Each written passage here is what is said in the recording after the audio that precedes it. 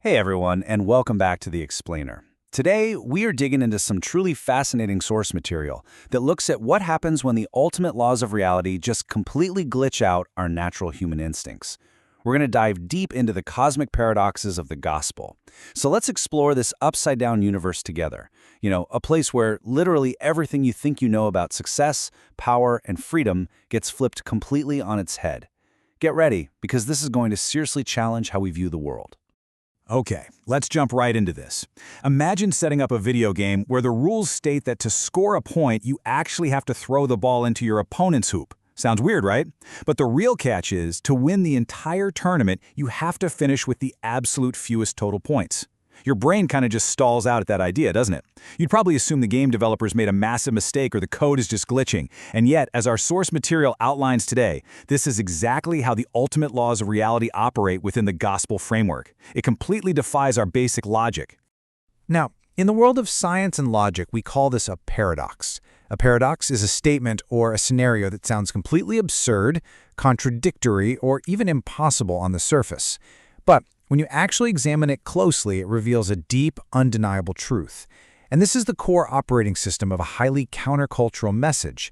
When Jesus Christ walked the earth, he essentially acted as a divine cosmic disruptor. He took the cultural operating manual of human society and just completely rewrote the code. Take quicksand for a real-world example. If you step into quicksand, your absolute natural survival instinct screams at you to thrash, kick, and aggressively fight to pull yourself out. But physics drops this massive plot twist on us. The harder you fight, the faster you sink. To survive, you have to do the exact opposite of what your brain is yelling at you to do. You've got to stop fighting, lean back, relax your muscles, and just float. Sometimes surviving literally requires total surrender. And this brings us to a major conflict with modern society. Our world operates on a very predictable, very linear equation. More input equals more output, right? If you want more money, you hoard it. If you want power, you climb over people to get to the top. If you want to be happy, well, you put yourself first. But what if this seemingly flawless equation is actually a trap? The gospel introduces an entirely different paradoxical ecosystem that completely disrupts this whole linear way of thinking. All right, so let's dive into Section 1, the self-preservation trap, and losing life to save it. Think about it. Literally every single algorithm on your phone right now is engineered to cater to one specific entity, and that entity is you. The world constantly tells us that the ultimate path to a legendary life is aggressive self-curation. Accumulate experiences, perfect your personal brand, fiercely guard your time, and make absolute sure your needs are met before anyone else even gets a glance. Honestly, it's exhausting, but the source material drops a massive logical bomb from Jesus that completely shatters that suffocating philosophy. He said, "Whosoever will save his life shall lose it, and whosoever will lose his life for my sake shall find it." This is telling us that the very act of desperately clinging to our lives, of putting ourselves first, is the exact mechanism that causes us to lose our true purpose. Think about the difference between a mirror and a window. When you spend your entire day just staring into a mirror, obsessing over how you look, your performance, checking your social media likes, your world becomes incredibly small. It gets suffocating, and honestly, really lonely. You're trying to save your life, but you're kind of losing your mind doing it. But when you smash that mirror and look out a window instead, when you forget your ego enough to actually notice the needs and the joys of the people around you, you don't fade into oblivion. You actually finally discover who you really are. True identity is discovered through self-forgetfulness. That's a pretty heavy realization, right? And it really forces us to rethink other areas of life, too. Like, does the person sitting at the absolute peak of the pyramid actually hold the most power? Our culture is completely obsessed with the greatest of all time, or that untouchable CEO calling the shots from a corner office. The world tells us yes, that is power. But let's look at how the gospel paradigm flips this cultural assumption totally upside down. This brings us to Section 2, the leadership inversion, or the great servant. The world insists, right, that the flow of power is always upward. Everyone at the bottom serves the manager serves the director, and then everyone ultimately serves the guy at the very top. Greatness is defined by how many people are serving you. But the gospel completely shatters this pyramid. It states that if you really want to be the leader, you have to get down on the floor and become the servant of everyone else. Jesus modeled this perfectly by actually washing the dirt and grime off the feet of his disciples, which, by the way, was a job strictly reserved for the absolute lowest servants of the ancient world. It shows us that true power isn't having authority over people, it's having love for them. The way up is literally down. And think about how real-world experience backs this up. Seriously, who do you genuinely respect and follow into a tough situation? Is it the arrogant boss who just screams orders from a safe, clean, air-conditioned distance just to look powerful, all while holding a pristine cup of coffee? No way. It's the coach, the teacher, or the friend who actually gets down in the mud with you. It's the leader who protects you and cares about your success way more than their own glory. The paradox proves true in our everyday lives, for sure. So, if vulnerability makes for better leaders, why does our culture treat admitting a struggle like it's social suicide? There is this immense pressure today, especially on teenagers and young adults, to project this flawless, curated, movie trailer version of their lives. You're supposed to be totally unshakable, have perfect grades, and possess an invincible social standing. Admitting you don't have it all together feels like an absolute failure. Let's explore this in Section 3, the hidden superpower, finding strength in weakness. We really need to deconstruct this immense pressure to look completely unshakable all the time. Because here's the thing, as long as we pretend we have everything under control and never need help, we are cutting ourselves off from the greatest source of power available to us. The source material introduces this brilliant paradox from the Apostle Paul, who said, "When I am weak, then am I strong." Paul noted that divine strength is actually perfected right in the middle of our human weakness.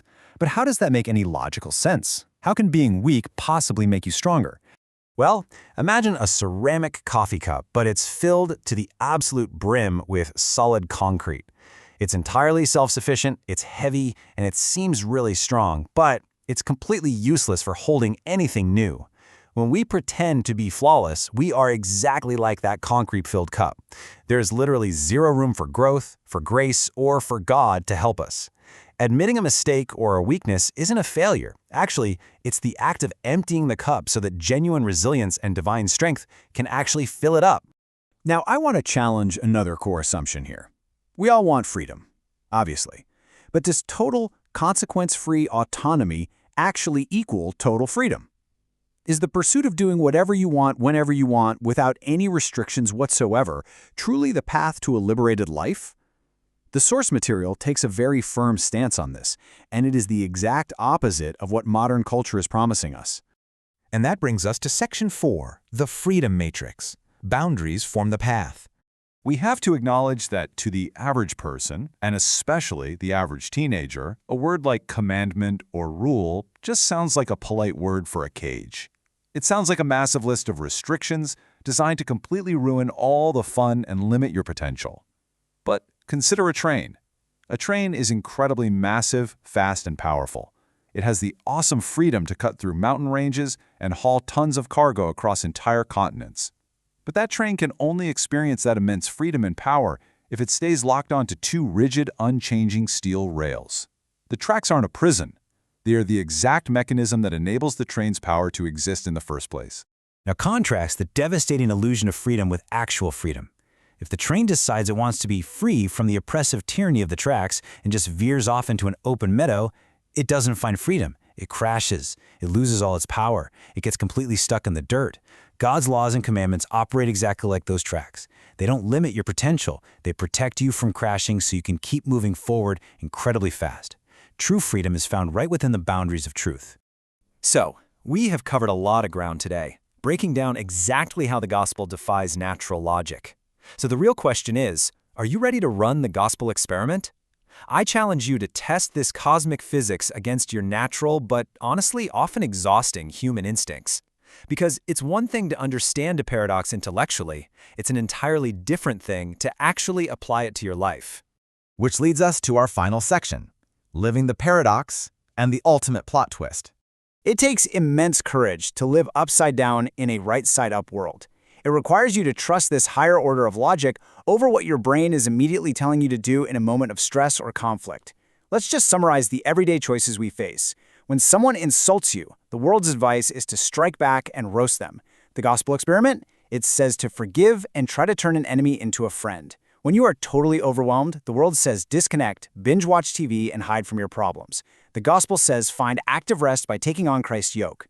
When searching for identity, the world says hoard your energy for yourself. The gospel says pour it out for others. You have to intentionally choose the countercultural response.